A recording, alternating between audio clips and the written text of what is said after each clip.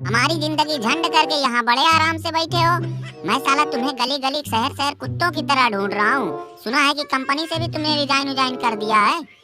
मेरा दिमाग बहुत ज्यादा खराब है। सोच रहा हूँ कि पहले तुम्हें दो चार पाइप लगा दूं, फिर उसके बाद तुमसे आगे की बात करूँ। देखो, अब लड़ाई झगड़ा करने का कोई फायदा नहीं है। अभी माहौल बहुत गर्म है। जब तक माहौल ठंडा नहीं हो जाता तब तक हम लोग यहीं रुकते हैं और कुछ सोचते हैं कि आगे करना क्या है।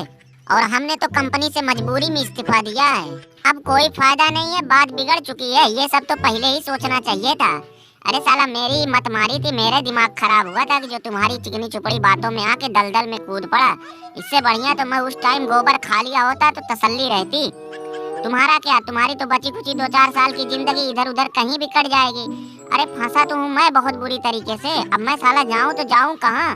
ना कंपनी में जा सकता हूँ, ना ससुर घर जा सकता हूँ। कंपनी वाले तो वैसे ही मुझे धक्के मार के निकाल देंगे। घर का तो खैर पूछो ही मत। वहाँ जाता हूँ तो बीवी लाठी डंडा लेके चढ़ जाती है।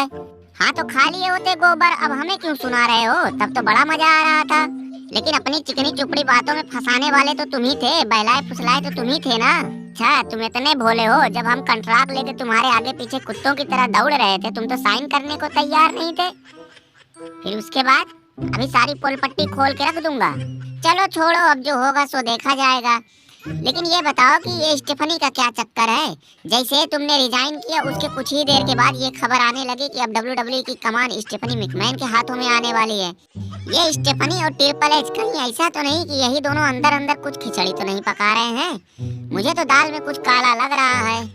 उनका तो मैं कुछ नहीं कह सकता हूँ, लेकिन गलती तो मैं तुम्हारी ही दूंगा। अरे जब तक हम दाल पका रहे थे तब तक किसी की नाक में महक तक नहीं गई, लेकिन तुम्हें तंदूर पे क्या बैठाया कि तुमने पूरी दाल ही जला दी।